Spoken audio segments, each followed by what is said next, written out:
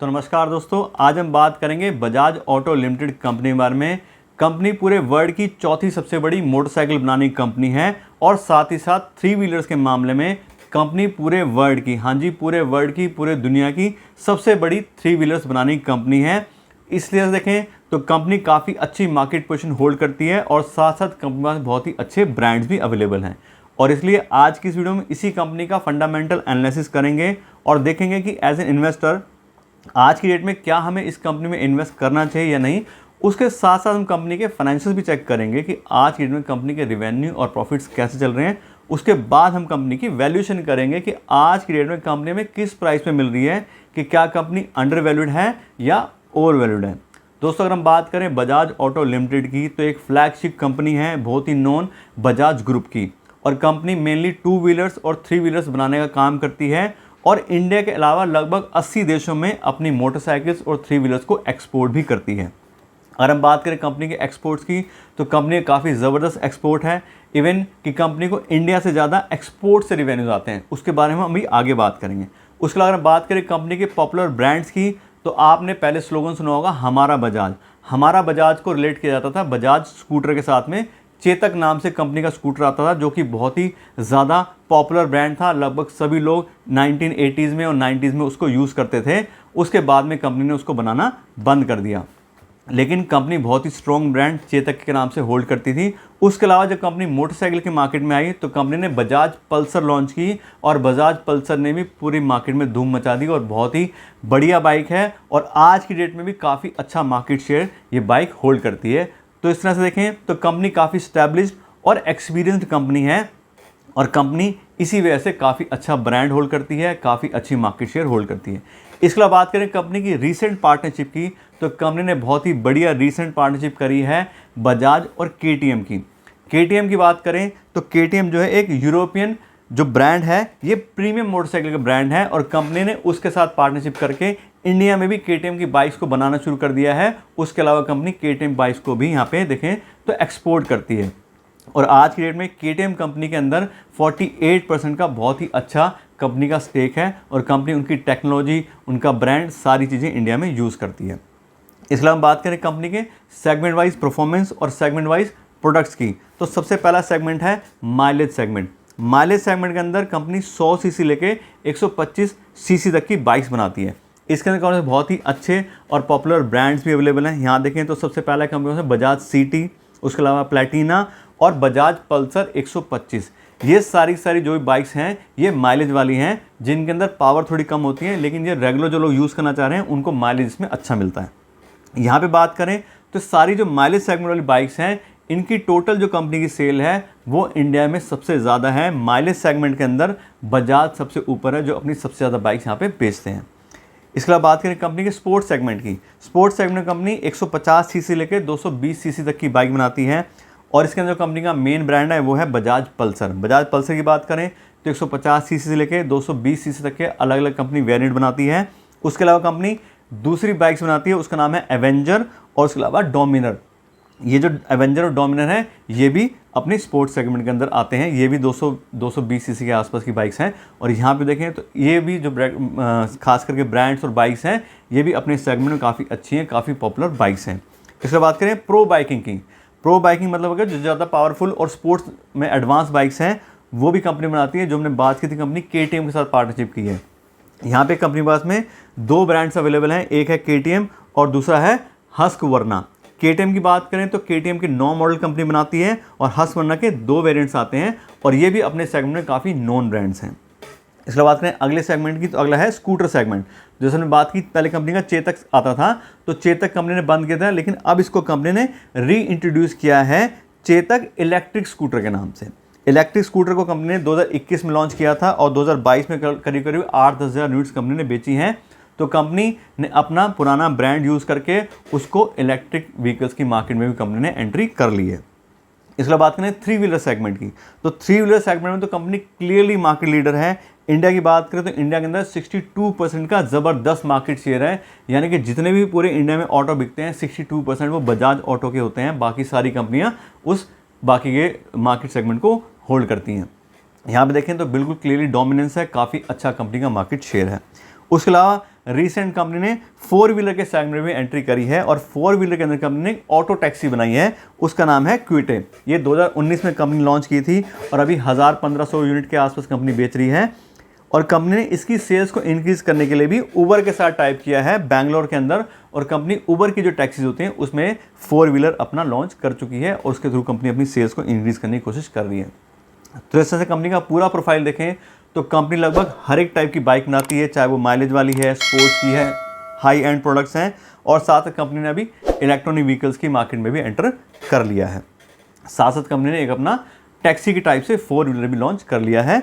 और 3 व्हीलर्स की बात हमने की थी, तो 3 व्हीलर्स में तो कंपनी बिल्कुल क्लियरली मार्केट लीडर है।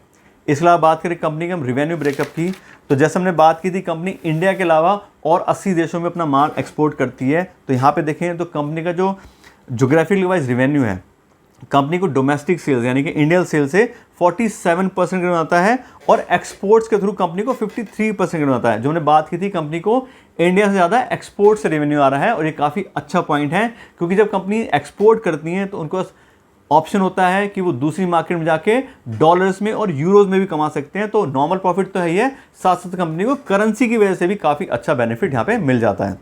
इसके बात करें कंपनी की डिटेल में इंटरनेशनल बिजनेस की, तो कंपनी आज की डेट में लगभग 2 lakh unit per month export करती है, यानी कि साल में लगभग 20 से 25 लाख मोटरसाइकिल स्कूटर जो है वो कंपनी एक्सपोर्ट करती है। बहुत ही बढ़िया नंबर है। अगर बात करें कॉम्पिटिटर की तो कोई भी कॉम्पिटिशन में इतना बड़ा नंबर अचीव नहीं कर पाया है। 2022 में कंपनी ने 2.5 मिलियन यूनिट्स का माइलस्टोन अचीव किया है। इतनी सारी यूनिट्स कंपनी ने एक्सपोर्ट की हैं। एक्सपोर्ट में देखें तो कंपनी काफ़ी अच्छा दबदबा वहाँ पर भी है।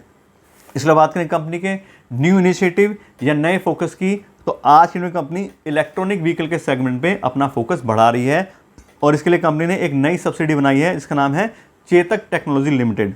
और इस कंपनी के थ्रू कंपनी इलेक्ट्रॉनिक व्हीकल्स के सेगमेंट में रिसर्च एंड डेवलपमेंट बढ़ा रही है, साथ साथ product development, design, manufacturing, sales, after sales, सारे ही पैरामीटर में कंपनी जो है रिसर्च कर रही है और कंपनी ने अपना बजट भी इंक्रीज़ कर दिया है रिसर्च एंड डेवलपमेंट का। और इसके थ्रू कंपनी जो है अपना एक नया जो सेगमेंट स्टार्ट हो गया इलेक्ट्रॉनिक व्हीकल्स का, उसके अंदर भी अपना जो है दबदबा बनाना चाह रही है। तो इस तरह हम कंपनी का अगर ओवरऑल प्रोफाइल देखें तो हमने बिल्कुल क्लियर देख लिया कि कंपनी पहले से काफ़ी स्ट्रॉन्ग मार्केटशिप जो मार्केट पोजीशन है वो होल्ड करती है। कंपनी लगभग सारे टाइप के बाइक्स और 3 व्हीलर्स भी बनाती है। साथ साथ हम देखें तो अब कंपनी ने जो है इलेक्ट्रॉनिक व्हीकल्स की मार्केट में भी एंटर कर लिया है। तो कंपनी का एग्जिस्टिंग बिजनेस पहले से काफ़ी स्ट्रॉन्ग है और कंपनी अपने फ्यूचर को लेकर के और ज़्यादा सजग हो गई है और कंपनी ने इलेक्ट्रॉनिक व्हीकल्स के अंदर भी अपना यहाँ पे जो है काम करना शुरू कर दिया है। तो इस हिसाब से देखें तो बिजनेस वाइज बहुत ही स्ट्रॉन्ग कंपनी है, ऑलरेडी बिजनेस अच्छा है और फ्यूचर के हिसाब से कंपनी काफ़ी अच्छे में यहाँ पे दिखाई दे रही है। दोस्तों अभी तक तो बात हो गई कंपनी के बिजनेस प्रोफाइल के बारे में और कंपनी के मार्केट पोजीशन के बारे में। अब हम बात करें कंपनी के फाइनेंशियल्स के बारे में कि आज की डेट में कंपनी के रेवेन्यू और प्रॉफिट्स कैसे चल रहे हैं, जिससे कंपनी में और ज़्यादा डिटेल नॉलेज मिल सके। और यहाँ पे पिछले 5 साल का डेटा चेक करें तो सबसे पहला जो पैरामीटर कंपनी का चेक करते हैं वो होता है रेवेन्यू। और यहाँ हम देखें तो 2018 में कंपनी के रेवेन्यू थे 25,000 करोड़ के आसपास और अब 2022 में बढ़ के 33,000 करोड़ हो गए हैं। तो कंपनी के रेवेन्यू में काफ़ी अच्छी ग्रोथ आई है। हाँ, पिछले 2-1 सालों में क्योंकि कोरोना की वजह से सब जगह लॉकडाउन था और इकोनॉमी भी स्लो हो गई थी, तो 2020 और 2021 में कंपनी के रेवेन्यूज डाउन हुए थे, लेकिन अब 2022 से वापस से कंपनी ने अपनी जो सेल्स है उसको रिकवर कर लिया है। उसके बाद बात करें कंपनी के सेल्स ग्रोथ के CAGR की, तो पिछले 5 साल में कंपनी ने 9% के काफ़ी अच्छे CAGR से ग्रोथ यहाँ पे दिखाई है। तो हमें बिल्कुल क्लियर दिखाई दे रहा है कि कंपनी काफ़ी अच्छा परफॉर्म कर रही है और लगातार कंपनी में ग्रोथ आ रही है। इसके बाद करें अगले पैरामीटर की, तो अगला हमारा पैरामीटर है ऑपरेटिंग प्रॉफिट मार्जिन। और यहाँ पे देखें तो पिछले 5 साल से लगातार कंपनी 17-18% का काफ़ी अच्छा ऑपरेटिंग प्रॉफिट मार्जिन मेंटेन कर पा रही है। अगर हम बात करें इस ऑपरेटिंग प्रॉफिट मार्जिन की, तो अपनी इंडस्ट्री में one of the best operating profit margin company hold करती है। उसका रीज़न क्या है कि कंपनी एक तो अच्छे ब्रांड होल्ड करती है, उसके अलावा कंपनी इसको मार्केट भी अलग अलग मार्केट में करती है, वहाँ से भी कंपनी प्रॉफिट इंक्रीज़ करती है और साथ साथ कहीं ना कहीं अपनी जो रॉ मटेरियल है उसको भी कंपनी अच्छे से मैनेज कर पा रही है, बल्क में खरीदती है, इसीलिए कंपनी में इतने अच्छे ऑपरेटिंग प्रॉफिट मार्जिन आ रहे हैं।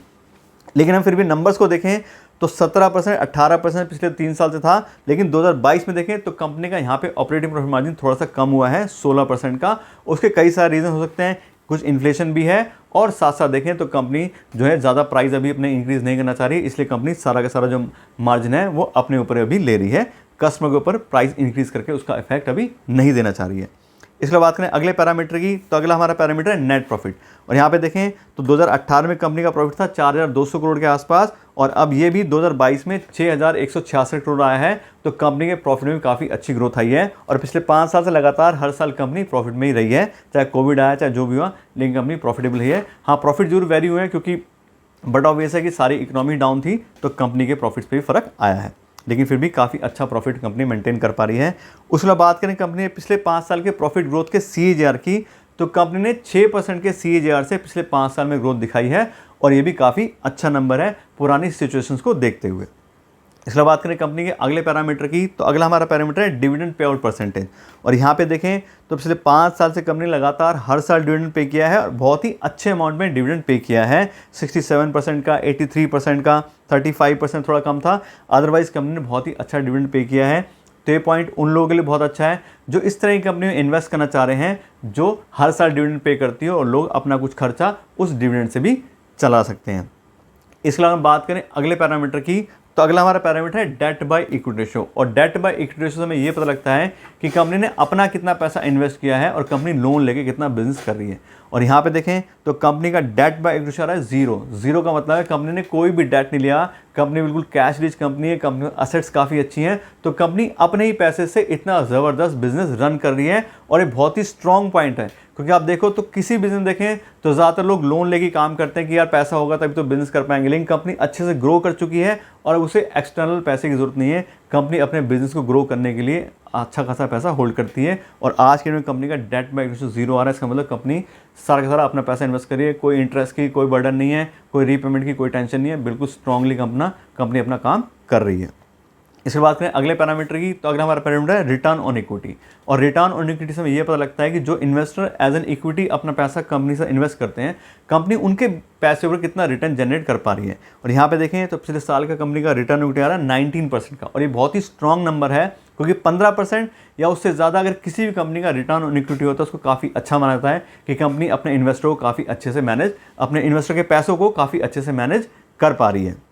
और सिर्फ लास्ट ईयर की बात नहीं है, पिछले 5 साल के रिटर्न ऑन इक्विटी का एवरेज देखते हैं तो यार 21% का, और ये भी काफ़ी अच्छा नंबर है, क्योंकि 15% ज़्यादा कोई भी कंपनी अगर रिटर्न ऑन इक्विटी दे रही है तो उसका मतलब वो बहुत अच्छी कंपनी है, अच्छे से उस पैसे को मैनेज कर पा रही है। तो यहाँ पे कंपनी के सारे फाइनेंशियल देखें तो हमने बिल्कुल क्लियरली देख लिया कि कंपनी के रेवेन्यूज़ काफ़ी अच्छे से इंक्रीज़ होने शुरू हो गए हैं, कंपनी का प्रॉफिट काफ़ी अच्छे से इंक्रीज़ हो रहा है, कंपनी कोई भी डेट होल्ड नहीं करती है, और कंपनी का रिटर्न ऑन इक्विटी काफ़ी बढ़िया है।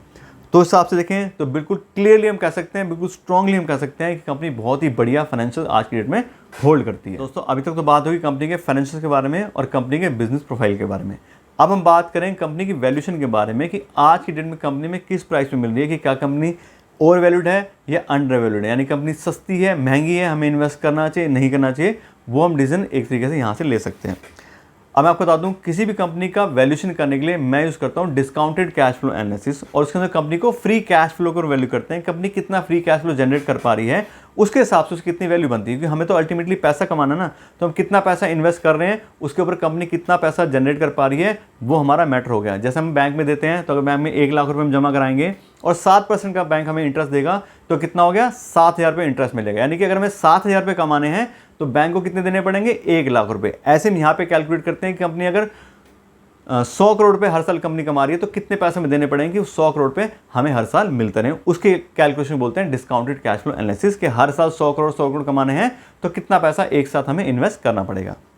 और यहाँ पे देखें कंपनी के पिछले 3 साल का फ्री कैश फ्लो तो ये आ रहा है 2020 के अंदर 3554 करोड़ रुपये, 2021 के अंदर 2860 करोड़ रुपये, और 2022 में 3646 करोड़ रुपये कंपनी के पास फ्री कैश फ्लो अवेलेबल था। अब क्योंकि ये चेंज हो रहा है, वेरिएशन आ रही है, तो हम इसका एवरेज ले लेते हैं, तो पिछले 3 साल के फ्री कैश फ्लो का एवरेज आता है 3350 करोड़ रुपये, यानी कि लगभग हर साल कंपनी 3350 करोड़ रुपये फ्री कैश फ्लो जनरेट करती है। अब अगर हमें सारे फ्री कैश फ्लो चाहिए तो हमें कितने पैसे देने पड़ेंगे, उसका मतलब है पूरी कंपनी की वैल्यूएशन। इस फ्री कैश फ्लो के हिसाब से कंपनी की वैल्यू निकालते हैं तो आती है 1,68,000 करोड़ रुपये, यानी कि ऐसी कंपनी जो 3,350 करोड़ रुपये हर साल फ्री कैश फ्लो जनरेट करती है, उस पूरी कंपनी की वैल्यू हो गई 1,68,000 करोड़ रुपये। यानी कि अगर हमें हर साल 3,350 करोड़ रुपये कमाने हैं तो उसके लिए हमें 1,68,000 करोड़ रुपये कंपनी में इन्वेस्ट करने पड़ेंगे, तो हो गई पूरी कंपनी वैल्यू। अब इसको हम पर शेयर के साथ निकालते हैं तो कंपनी की जो टोटल वैल्यू आई है, फेयर वैल्यू, उसको नंबर ऑफ शेयर से हम डिवाइड करेंगे तो कंपनी की पर शेयर की वैल्यू आती है, और ये यहाँ पे आ रही है 5,800 रुपये पर शेयर। यानी कि अगर हम 5,800 रुपये पर के हिसाब से बजाज ऑटो लिमिटेड कंपनी में इन्वेस्ट करेंगे तो कंपनी को फेयर वैल्यू पे खरीदेंगे। ठीक है, कंपनी इतना फ्री कैश फ्लो जनरेट करती है तो उसके हिसाब से उसकी इतनी वैल्यू बनती है। लेकिन जैसे हम हमेशा बात करते हैं, अगर किसी भी कंपनी को हम फेयर प्राइस पे या फिर प्रीमियम देके खरीदेंगे तो हमारा रिस्क बहुत ज़्यादा इंक्रीज हो जाता है, क्योंकि जो भी हमने डेटा चेक किया वो सब क्या है, पास रिकॉर्ड है। हो सकता है कंपनी फ्यूचर में इतना फ्री कैश फ्लो जनरेट कर पाए ना कर पाए, कोई कंपटीशन आ जाए, कंपनी में कोई इंटरनल प्रॉब्लम आ जाए, तो कुछ भी फ्यूचर में हो सकता है, हमें कुछ नहीं पता। तो उसके लिए हम क्या करते हैं, हम अपने जो भी आने वाले रिस्क हैं उसको पहले से मैनेज करके रखते हैं, जिससे हमारा लॉस जो है वो कम से कम हो और प्रॉफिट ज़्यादा से ज़्यादा हो। क्योंकि चाहे हम कितनी भी रिसर्च कर लें, कुछ भी कर लें, कल का फ्यूचर का किसी का नहीं पता। और अगर हम 10 कंपनी में इन्वेस्ट करेंगे तो सारी की सारी ग्रो नहीं करेंगी, कुछ ना कुछ गड़बड़ किसी ना किसी कंपनी में हो जाती है। तो हमें हमेशा पहले से अपना रिस्क मैनेज करके चलना चाहिए।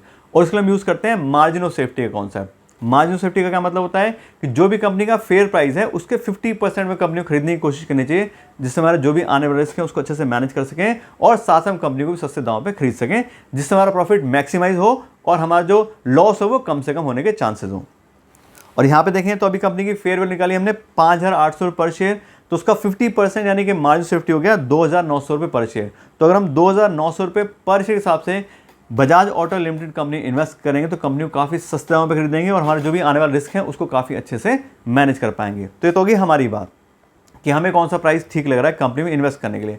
अब हम बात करते हैं कंपनी के करंट शेयर प्राइस की, कि आज की डेट में कंपनी का क्या करंट शेयर प्राइस चल रहा है। और यहाँ पे देखें तो कंपनी का करंट शेयर प्राइस आ रहा है 3,575 रुपये, यानी कि जो हमने वैल्यू निकाली फेयर वैल्यू 5,800, उसके लगभग 50% के आसपास ही कंपनी आज की डेट में ट्रेड कर रही है। तो इसको देख के बिल्कुल हम क्लियरली कह सकते हैं कंपनी एक अंडर वैल्यूड कंपनी है, बल्कि एक हाईली अंडर वैल्यूड कंपनी है। क्यों? क्योंकि कंपनी इतने स्ट्रॉन्ग ब्रांड होल्ड करती है, कंपनी इतनी अच्छी मार्केट पोजीशन होल्ड करती है, फिर भी कंपनी का शेयर आज की डेट में उसकी फेयर वैल्यू के 50% मिल रहा है। तो कोई छोटी मोटी बात नहीं है, बहुत ही स्ट्रांगली कंपनी अंडर वैल्यूड है। अब अंडर वैल्यूड क्यों है, उसके बहुत सारे रीज़न है। एक तो पहले अभी इकोनॉमी डाउन चल रही है, कोविड की वजह से, सब चीज़ की वजह से लोगों ने अपनी परचेजिंग कम कर दी थी। साथ साथ यूएस की मार्केट भी डाउन चल रही है, तो उसका असर भी इंडियन मार्केट पे है। तो जब मार्केट डाउन होती है तो सारी ही कंपनी डाउन होती है, चाहे कोई अच्छी हो या खराब हो। तो उसके अलावा दूसरा जो पैरामीटर चल रहा है वो चल रहा है इलेक्ट्रॉनिक व्हीकल्स का, कि लोगों को लग रहा है कि आने वाला टाइम जो इलेक्ट्रॉनिक व्हीकल्स का है, तो जो भी कंपनी है पेट्रोल वाली बाइक्स बनाती हैं ये सब सेल्स बंद हो जाएगी और इलेक्ट्रॉनिक व्हीकल्स जो है वो ज़्यादा टेक ओवर कर लेंगे मार्केट को। तो मुझे नहीं लगता कि अभी फिलहाल 10-12 साल में जल्दी से एकदम से कोई ड्रास्टिक चेंज होने वाला है। क्यों? क्योंकि हम बात करें इलेक्ट्रॉनिक व्हीकल्स की, तो इलेक्ट्रॉनिक व्हीकल किस लिए डिमांड की जा रहे हैं कि वो कम पॉल्यूशन करते हैं। लेकिन हम बात करें तो इलेक्ट्रॉनिक व्हीकल जो है वो इलेक्ट्रिसिटी से तो रन करते हैं, और इलेक्ट्रिसिटी कहाँ से आ रही है? इंडिया के अंदर इलेक्ट्रिसिटी मैक्सिमम जो बनती है वो कोयले से बनती है, थर्मल पावर प्लांट से बनती है। तो वहाँ पे जब वो कोयला बर्न करते हैं तो उससे ऑलरेडी वहाँ पे पहले से ही पॉल्यूशन हो रहा है। तो एक तरीके से जो व्हीकल्स पहले गलियों मोहल्लों में कार्बन एमिशन करते थे, उसकी जगह पे वो एक साथ और ज़्यादा वहाँ पे जो पहले से एमिशन हो रहा है वहाँ से इलेक्ट्रिसिटी आ जाएगी। लेकिन बहुत ज़्यादा फर्क इलेक्ट्रिक उसके जो कार्बन एमिशंस हैं उस पर नहीं पड़ेगा। फ़र्क कब पड़ेगा? अगर हम उसको दूसरे सोर्सेज से बनाएं और कोयला बर्न करना बंद कर दें, तब ज़रूर हमें ग्रीन एनर्जी मिलनी शुरू हो जाएगी। तो हम बात करें इलेक्ट्रिक ग्रीन एनर्जी है, लेकिन उतनी भी ग्रीन नहीं है अगर वो कोयले से बन रही है।